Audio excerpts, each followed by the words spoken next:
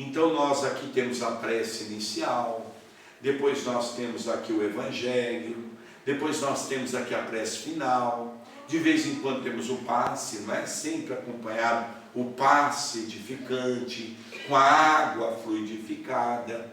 Então nós às vezes dizemos assim: eu cheguei no centro tão carregado, e eu estou saindo do centro tão leve, não é? Assim que nós falamos sempre.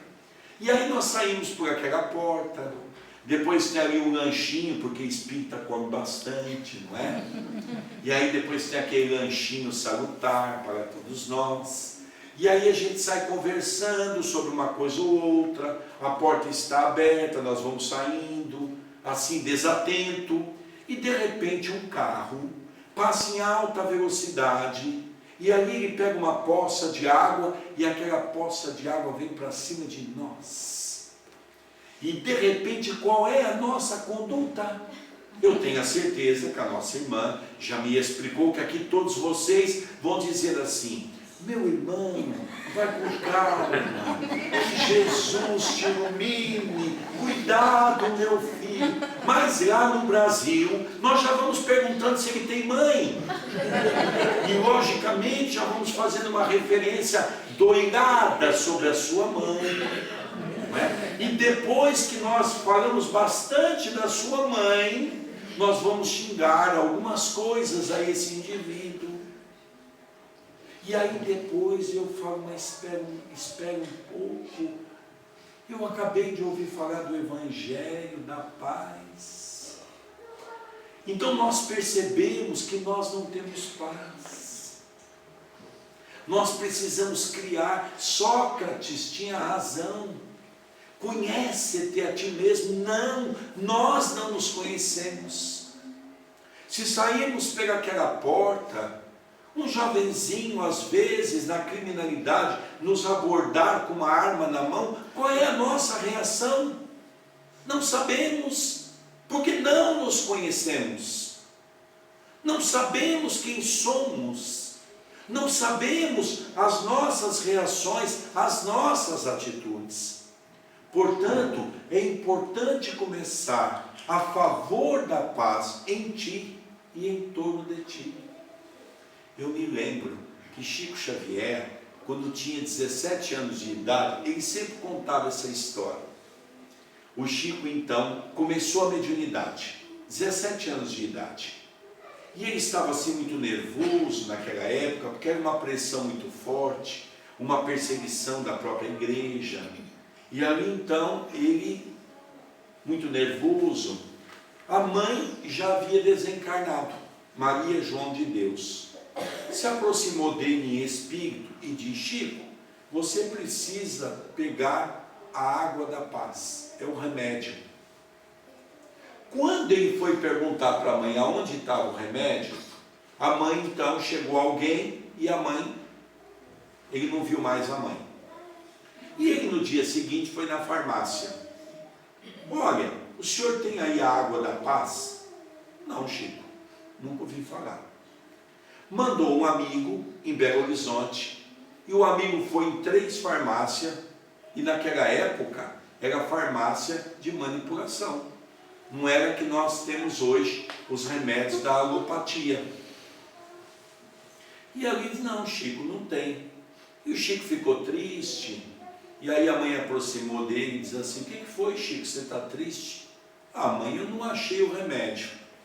E a mãe diz assim: olha, Chico, mas não deu tempo de eu falar aonde tem.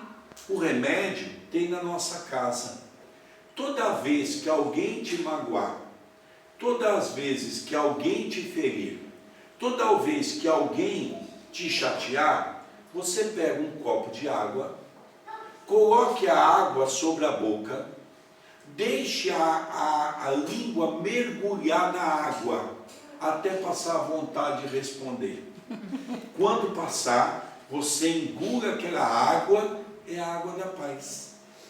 Vocês já imaginaram quantos problemas nós iríamos evitar dentro da nossa casa? Porque nós somos assim, né? Nós falamos um monte de coisa e depois a gente diz assim: olha, você me desculpe, eu falei sem pensar. Não, ninguém fala sem pensar. Lembremos que Jesus diz: o que fala a tua boca é o que está cheio teu coração. É que nós precisamos nos preparar. Nós precisamos começar a modificar os nossos atos. Para isso, Emmanuel diz: cultiva a fé em Deus, para que não te falte tranquilidade de espírito. Sei também que aqui todos têm muita tranquilidade de espírito, mas lá no Brasil é um povo nervoso, é um povo agitado, não é? E é um povo que, na sua maioria, apesar de sermos o maior país espírita do mundo, o maior país católico do mundo e o maior país evangélico do mundo, proporcionalmente falando, nós somos um país que no fundo não temos fé. Basta que a dor bata a porta da sua casa, aonde você tem que desenvolver a fé. O que é fé? Uma palavra de duas letras. Significa acreditar, dar crédito. E como eu posso acreditar em Deus se eu ainda aprendi com as religiões? Trago no bojo de minha alma uma dúvida sobre Deus. Se eu ainda vou no Velho Testamento e leio que Deus vinga, Deus pune, Deus maltrata, esse é o Deus que eu trago em meu coração. O Espiritismo, na sua primeira pergunta, deu o livro dos Espíritos, que é Deus, causa primária de todas as coisas. Vem nos mostrar pela primeira vez um Deus Pai, um Deus bom, um Deus justo, a partir do momento que eu entendo a reencarnação.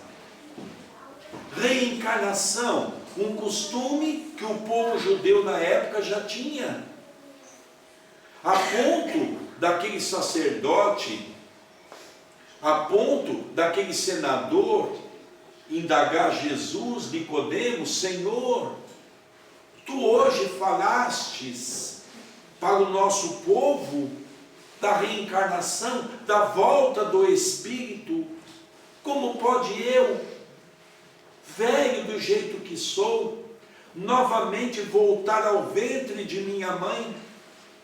E Jesus nos disse: Nicodemos, o corpo procede do corpo, mas o Espírito não procede do Espírito, porque isso existia muito antes da formação do corpo. E é esse patamar que a doutrina espírita nos traz, que mostra para todos nós Deus na sua excelência. Capítulo 9 do Evangelho segundo o Espiritismo, aonde nos mostra, do item 7º, o item a paciência. Inicia: a dor é uma benção que Deus envia aos seus eleitos. Como compreender que todas as dores que nós passamos na terra é fruto de uma consequência de um resgate? Somente a reencarnação vai me dar essa certeza. E quando eu passo a ter a certeza de que Deus é Pai, Deus não é bom, Deus não é mau, Deus é justo. E a justiça de Deus é que nos dá a beleza da vida. Porque Paulo, entendendo a mensagem de Jesus, apesar de não ter conhecido Jesus em corpo, na sua primeira epístola, Paulo nos diz: o plantio é livre, mas a colheita tornar-se-á obrigatória. Para cada plantio há a necessidade de ter uma colheita. Por isso, todos nós que aqui estamos hoje, nenhum de nós somos vítimas. Nenhum de nós estamos aqui sofrendo porque Deus esqueceu de nós.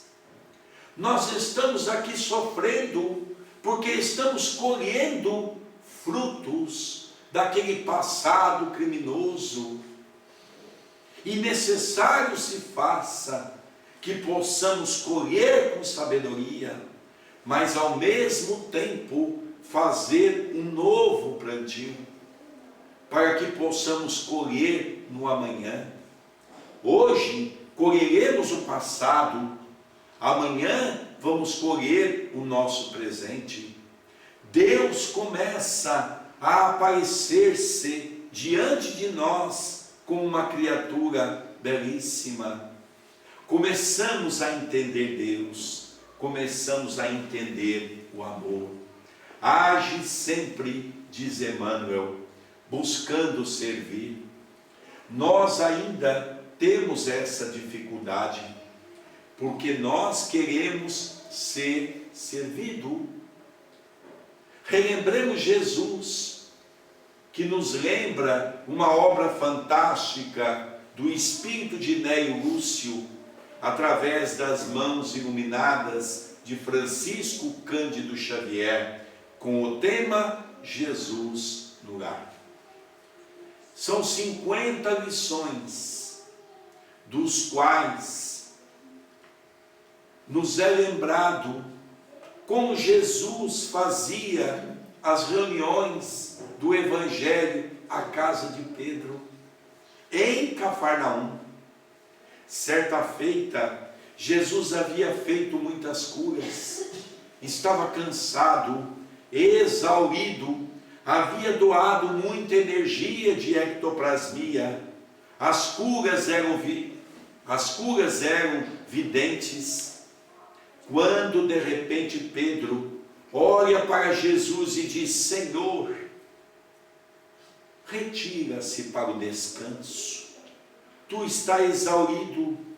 E Jesus então lhe diz: Pedro, o meu Pai que estás nos céus não me enviou para ser servido, mas para servir. É por isso que Jesus disse: eu trabalho incansavelmente, e meu Pai que estás nos céus também trabalha.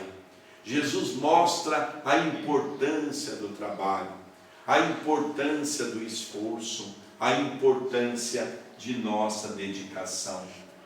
Lembra-te de que outros farão a ti o que fizeres aos outros e com os outros. Jesus nos disse: façais aos outros o que gostaria que os outros vos fizessem. Mas há uma frase magnífica de Jesus. Certa feita, um repórter se aproximou de Chico Xavier e lhe perguntou: Chico, se você fosse um homem importante e pudesse escrever uma frase nas escolas públicas, nas praças, o que você escreveria? E ele então, aproveitando aquele momento, disse: eu escreveria a inovidável mensagem de Jesus: amai-vos uns aos outros, como eu tanto vos tenho amado. Jesus, quando passou pela terra, nos ensinou a conjugar o verbo amar. Nos ensinou a amar e não a sermos amados. Primeiro, façamos a nossa parte e depois tudo há de acontecer em nossos meios. Espalha o bem que puderes, onde puderes e quando puderes. Fazer o bem não é apenas na nossa casa espírita. Diga de passagem, fazer o bem aqui é fácil, porque os benfeitores espirituais aqui estão. O difícil é fazer o bem no nosso lar, aonde ainda temos os familiares, que alguns se tornam desafetos, os problemas familiares, os problemas sociais. Fazer o bem é onde pudermos e quando pudermos. É procurarmos trabalhar, é procurarmos agir. Como disse Jesus, faça tudo o que eu faço e muito mais. Todos nós podemos fazer isso. Todos nós somos responsáveis pelo trabalho do cristianismo na terra. No capítulo 6 do Evangelho segundo o Espiritismo, o Cristo Consolador, há uma frase que nos encanta. Diz que cabe ao Espiritismo concretizar o cristianismo redivivo. Somos convidados a sermos os cristãos da terra. E para isso, não é só dentro do centro, falando do amor, falando da bondade, é fazer a nossa parte. Há uma mensagem no Evangelho magnífica. Se reconhece o verdadeiro espírita pela sua transformação moral e pelos ensejos que o faz de corrigir as suas más inclinações. Não somos perfeitos, mas temos a grande obrigação de nos tornar melhores, porque Jesus disse: a quem muito foi dado, muito será cobrado. Chico Xavier, através de Emmanuel, traz uma outra frase muito bacana, dizendo para nós: o espírita não é melhor do que ninguém, mas tem a grande obrigação de ser melhor do que si mesmo. Quando nós servimos alguém, nós não estamos fazendo bem ao outro, nós estamos fazendo bem a nós, que estamos quebrando as raízes do nosso orgulho, do nosso egoísmo, da nossa vaidade, da nossa intolerância, da nossa impaciência.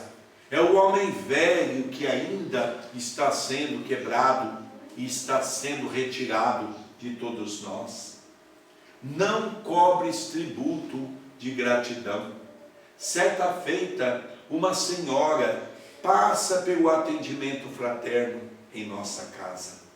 E ali ela conta uma coisa interessante: Sérgio, eu não vou mais fazer caridade. Eu me assustei e perguntei: por que, minha irmã? Ah, porque as pessoas são ingratas. As pessoas são assim, de uma certa maneira, muito orgulhosas, ninguém agradece. E eu então lhe perguntei: mas a senhora quer um busto na praça pública para as pombas sentar e fazer o que não deve na cabeça da senhora? O que a senhora entende de caridade? Porque nós achamos que quando damos alguma coisa para alguém, nós somos as melhores pessoas do mundo. Já reparamos que damos geralmente aquilo que nos sobra?